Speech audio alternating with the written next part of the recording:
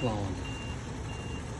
बहुत गर्मी है तो ये गाड़ी रनिंग में जाते जाते बंद हो रही थी, तो मैंने देखा पेट्रोल आ रहा है। पेट्रोल तो नहीं आ रहा था। फिर चेक किया तो इधर वायरिंग का पार्ट था, इधर नीचे वायरिंग सही से करंट नहीं दे रहा। अल्हम्दुलिल्लाह अभी तो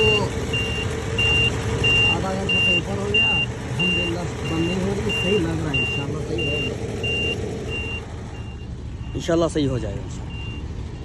बहुत गर्मी है।